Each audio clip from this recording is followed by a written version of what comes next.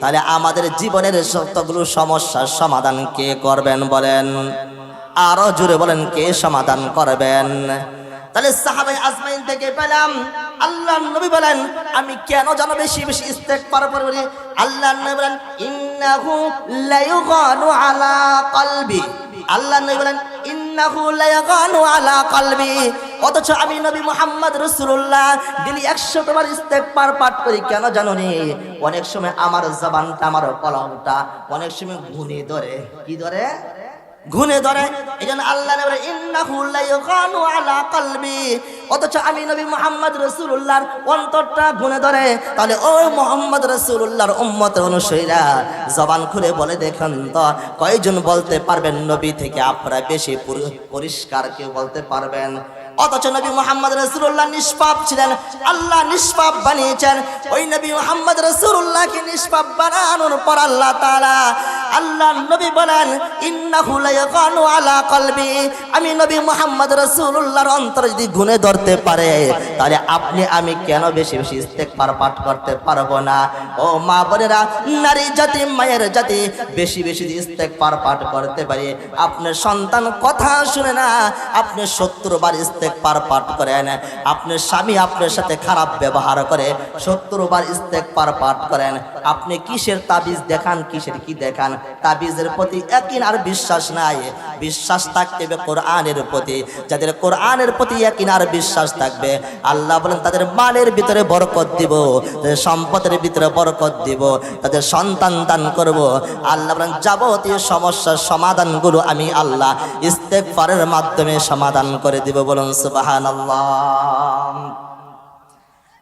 তাহলে 1 নম্বর কি আমল পাইলাম? বেশি বেশি আমাদের কি পড়তে হবে বলেন? ইস্তেগফার পড়তে হবে। বলেন কি পড়তে হবে? বেশি বেশি ইস্তেগফার পাঠ করতে হবে। এই পর্যন্ত রেখে দিলাম ইস্তেগফারের বিষয়। আরেকটা আমলের দিকে আসি। নবী আলাইহিস সালাম বলেন আমরা তো উম্মত, আমাদের তো রাসূলুল্লাহর সুরত আর সিরতটা স্মরণ করা দরকার। সুরত আমরা কেউ ধারণ করতে পারবো না, সিরতটা আমাদের চেষ্টা করতে হবে।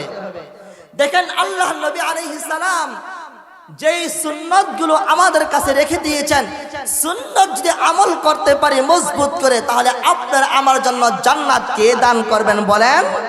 আল্লাহ তাআলা। দেখেন আদম আলাইহিস সালাম থেকে নিয়ে আজ পর্যন্ত নবী মুহাম্মদ রাসূলুল্লাহ পর্যন্ত যত ধরনের পয়গম্বর আল্লাহ তাআলা পাঠিয়েছেন, কোন পয়গম্বরের পেট বেশি বড় ছিল না। সমস্ত পয়গম্বরের সিনাটা বড় ছিল, পেটটা ছোট ছিল। কিন্তু মাগার আপনি আমি এমন উম্মত হয়েছি, খেতে খেতে আপনার আমার পেটটা মহিলাদের থেকে বেশি বড় হয়। পেট বড় হওয়ার কথা মহিলাদের, পেট বড় হয় পুরুষের এখন। তাহলে সিনা বড় থাকা দরকার, তা না আমাদের পেট বড়। কেন আমরা খাবারের সুন্নতকে হারিয়ে ফেলেছি? কিসের সুন্নতকে হারিয়ে ফেলেছি? খাবারের সুন্নতকে হারিয়ে ফেলেছি। অথচ বলা হচ্ছে, ইসলামের ভিতরে বলা হচ্ছে আপনি যখন আমি খেতে বসবো, তখন খেতে বসার আগে উভয় হাতকে ভালোভাবে পরিষ্কার করা দরকার। এটা আমাদের সুন্নত। অথচ করোনা আমাদেরকে শিক্ষা দিয়েছে যে না, হাত দিয়ে খেতে হবে। না না, করোনা শিক্ষা দেয় নাই। শিক্ষা কে দিয়েছেন বলেন? নবী মুহাম্মদ রাসূলুল্লাহ সাল্লাল্লাহু আলাইহি ওয়াসাল্লাম। তাহলে 1 নম্বর সুন্নত হলো আমার খাওয়ার আগে হাত ভালো করে ধুতে হবে। 2 নম্বর হলো আমার দোয়া পড়তে হবে। 3 নম্বর হলো 3 ভাগের 1 ভাগ পেট খালি রাখতে হবে। 1 ভাগ খাবো, আরেক ভাগ পানি দিয়ে ভরবো, আরেক ভাগ পেট খালি রাখবো। কিন্তু তা করি না। ভরপুর খাওয়ার পর বলি মিষ্টি খাওয়া সুন্নতের পরে। অথচ এই হাদিস কোথায় খুঁজে পাওয়া যায় না, সবাই জানে। কার কাছে শুনছেন? আমি অমুকের কাছে শুনছি, অমুকের কাছে শুনছি, অমুকের কাছে শুনছি। ও বলে আমি তো জানি না কে বলছে। তাহলে গুলা কই? তাহলে সব বানানো কথাগুলো আসে কিভাবে? অথচ নবী আলাইহিস সালাম বলেন এই 3টা সুন্নাত যদি কেউ পালন করে, তাহলে বলেন তার পেট বড় হবে। বলেন, আর পেট যার বড় হয় তার সব থেকে বেশি রোগ তাকে ধরে, তাকে জীবাণু বেশি ধরে। এই জন্য নবী আলাইহিস সালাম বলেন পানি খাওয়ার সুন্নতের কথাও বলা হয়েছে। আল্লাহ নবী বলেন তোমরা যখন পানি পান করবে, 1 নম্বর তোমরা ডান হাত দিয়ে পানি পান করো। 1 নম্বর ডান হাতে পানি নিতে হবে। 2 নম্বর হলো পানিটা দেখে দেখে খাও। 3 নম্বর হলো বিসমিল্লাহ পাঠ করো। 4 নম্বর হলো 3 ঢুকে পানি পান করো। 5 নম্বর হলো আল্লাহর নিয়ামত পান করার সময় তোমরা বসে বসে পানি পান করো। 6 নম্বর হলো পানি পান করার শেষে তোমরা আলহামদুলিল্লাহ বলো। যদি এই 5টি 6টি আমল যদি করতে পারি তাহলে নবীর প্রতি ভালোবাসা থাকবে না কমবে? বলেন, জুড়ে বলেন। তাহলে আমাদের সমাজগুলো শুধু শুনে শুনে মানুষ আমল করে, শুনে শুনে ইবাদত বন্দেগী করে। না না মুহতারাম হাজরিন, না না, কুরআন আমাদেরকে যে বিষয়গুলো বলছে সেই বিষয়গুলো আমাদের খেয়াল করতে হবে। কিন্তু আমরা কোরআনকে মানি না, কোরআনকে আমাদের বাড়ির তাকের উপরে রেখে দেওয়ার কারণে কোরআন আমাদেরকে বলছে জালেম তোকে আমি ছেড়ে দিয়ে চলে গেলাম, তোর ঘর অশান্তির ভিতরে ভরপুর হয়ে যাবে। অথচ মুহতারাম হাজরিন, ও বাবাজিরা কান খুলে শুনে রাখুন, আমাদের আগের পরিবেশটা কেমন ছিল, আমাদের পরিবেশটা কেমন ছিল। অথচ বাড়ির ভিতরে খাবার তেমন কোনো ব্যবস্থা ছিল না, মানুষগুলো শুধু শান্তি আর শান্তি পেত। কিন্তু আজকে বাড়ির ভিতরে খাবারের কোনো কমতি নাই, কিন্তু মুহতারাম দেখেন আমাদের বাড়ির ভিতরে শান্তি আর খুঁজে পাওয়া যায় না। শান্তি খুঁজে পাওয়া যায় বলেন? তাহলে আরেকখানা হাদিস ভিতরে বলে নবী আলাইহিস সালাম বলেন নারীদের সম্পর্কে, আম্মা জানা আয়েশা থেকে বর্ণিত, আন আয়েশা রাদিয়াল্লাহু তাআলা আনহা قال قالت রাসূলুল্লাহ সাল্লাল্লাহু আলাইহি ওয়াসাল্লাম, আল্লাহর নবী বলেন কোন নারী যদি 4টি আমল করতে পারে, কয়টি আমলের কথা বলছে বলেন? আরো জুড়ে বলেন কয়টা? আল্লাহর নবী বলেন কোন নারী যদি 4টি আমল করতে পারে, 4টি যদি কোন নারী আমল করতে পারে, আমল করার কারণে ফলাফল কি দাঁড়াবে? আল্লাহর নবী বলেন আমি আমার আল্লাহ 8টা জান্নাত বানিয়েছেন। ওই নারী যদি 4টা আমল করতে পারে, আমার আল্লাহ ওই নারীকে 8টা জান্নাতের মালিক আমার আল্লাহ বানিয়ে দিবেন। বলুন সুবহানাল্লাহ।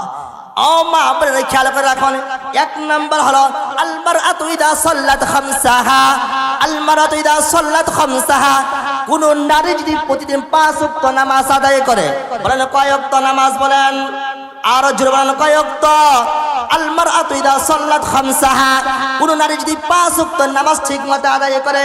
2 নম্বর হলো ওয়াসামাত শাহরাহা, 2 নম্বর হলো কোন নারী যদি রমজানের রোজা রাখতে পারে। 3 নম্বর হলো ওয়া আহসানাত ফারজাহা, আল্লাহর নবী বলেন নিজের লজ্জা স্থানকে হেফাজত করে।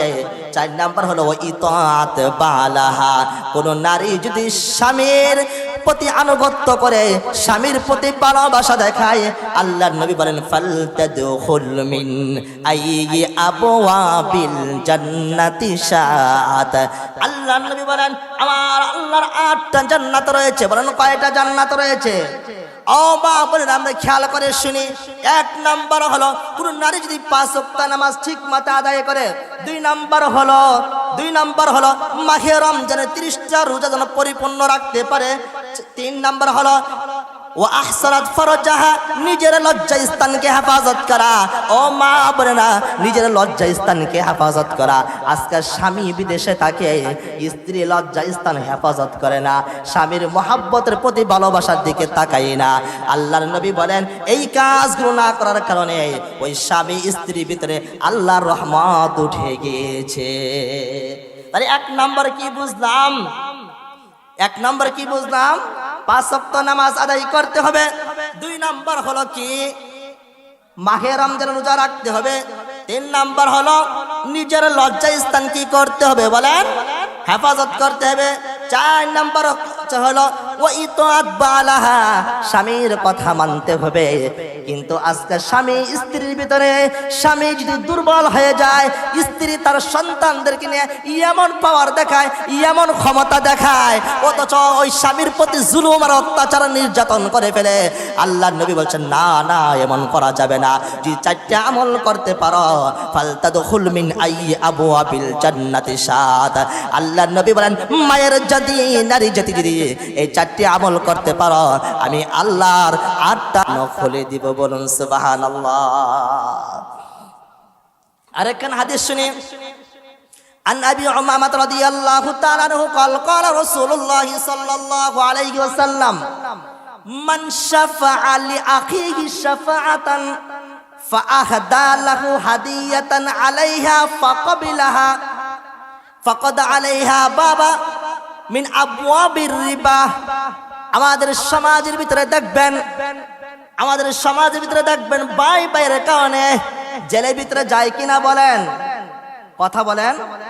ভাই ভাইয়ের শত্রুতা এমন অবস্থা দাঁড়ায়, ভাই ভাইয়ের কারণে জুলুম অত্যাচারের শিকার হয়।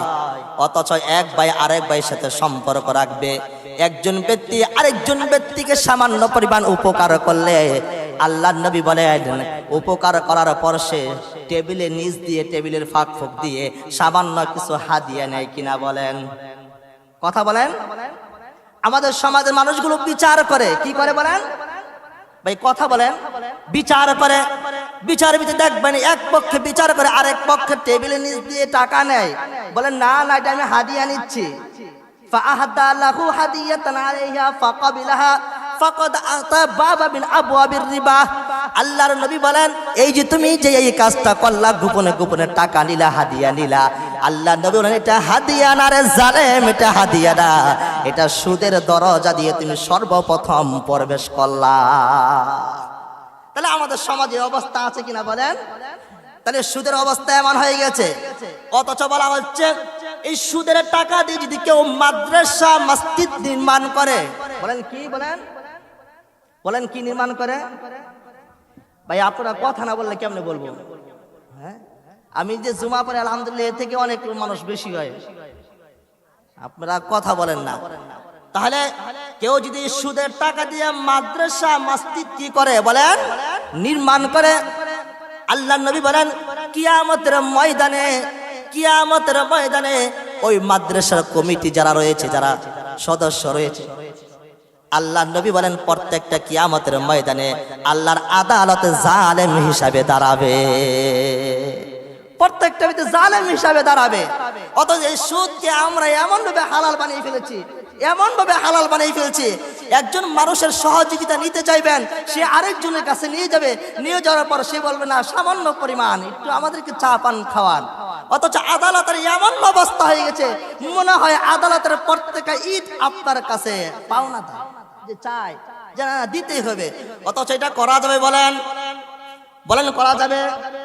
আরেকটা হাদিস বলে শেষ করে দিচ্ছি। নবী আলাইহিস সালাম বলেন তিন শ্রেণী ব্যক্তির দিকে আল্লাহ তাআলা ফিরে তাকাবেন না। কয় শ্রেণী ব্যক্তি বলেন ভাই, জুড়ে বলেন কয় শ্রেণী। عن أبي ذر رضي الله تعالى عنه قال قال رسول الله صلى الله عليه وسلم ثلاثة لا يكلمهم الله يوم القيامة ولا ينظر إليهم ولا يزكيهم ولهم عذاب أليم। আল্লাহ নবী বলেন তিন শ্রেণী ব্যক্তির দিকে আল্লাহ তাআলা ফিরে তাকাবেন না। এক নম্বর, তিনটা শুনবেন, তিনটা বলে শেষ করে দেব। এক নম্বর হলো ওয়াল মান্নান। এক নম্বর কি বলেন, কথা বলেন। আরে আমাদের সমাজের মান্নান না, আবার এটা আরেকটা। আল মান্নান বলেন কি, খুঁটা দেয়, ইহসান করে খুঁটা দেয়, ইহসান করে খুঁটা দেয়। যেমন উতুরা আমাদের বাজার মসজিদ ইমাম সাহেব, কথা বললেন, উনি যে মেহরাবে দাঁড়িয়ে দাঁড়িয়ে খুতবা দেন, উনি যে এখানে দাঁড়িয়ে দাঁড়িয়ে খুতবা দেন, উনি জোর গলায় সত্য কথাগুলো বললেন, বলার পর আপনি বললেন হুজুর ওই চেয়ারটা আমি কোনি দান করেছি, সাবধানে কথা বলেন। তাহলে কি বলছে, ইহসান করে কি দিল বলেন, খোটা দিল। হুজুর আপনার মাদ্রাসা করলে আমি বছরে বছরে 5,000 টাকা দেই, বলে না। আরে আমি মাদ্রাসা ওক বিল্ডিংটা করে দিচ্ছি। কোরআনের আয়াতের ভিতরে বলা হচ্ছে ইয়া আইয়ুহাল্লাযীনা আমানু লা তুবতিলু সাদাকাতিকুম বিল মান্নি ওয়াল আযা। ওরে জালেম, তুমি ইহসান করে যে খুঁটা দিলা, মনে রাখবা তোমার সমস্ত আমলগুলো আল্লাহ বরবাদ করে দিবে। হুজুর আছে সাক্ষী, জিজ্ঞাসা করতে পারেন। এক নম্বর হলো যে ইহসান করে কি দেয় বলেন, খুঁটা দেয়। ভাই কথা বলেন, ইহসান করে কি দেয় বলেন, যে আরে মাদ্রাসার জায়গা আমি দিয়েছি, আমি মসজিদের জায়গা দান করেছি, আর আমি বাজারে দিয়েছি, আমি তো ওই জায়গার সভাপতি, দাবি করে না। আরে আমি এক মসজিদ নামাজ পড়াইতাম, এই সভাপতি নিয়ে মারামারি করতে করতে ছেলের ভাত খায়। আমি জায়গা দিলাম, আমি সবকিছু করলাম, আমাকে কেন দেন না সভাপতি? এরকম আছে না, যে বলে আমি এত কিছু দিলাম, স্কুল দিলাম, কলেজ দিলাম, আমি মাদ্রাসা দিলাম, মসজিদ দিলাম, তাহলে আমি এত কিছু করার পর আমাকে কেন সভাপতি দিবেন না? আল্লাহ নবী বলেছেন ওয়াল মান্নান, খুঁটা দেয়, ইহসান করে খুঁটা দেয়। আল্লাহ নবী বলেন এই ব্যক্তির দিকে ফিরে তাকাবেন না।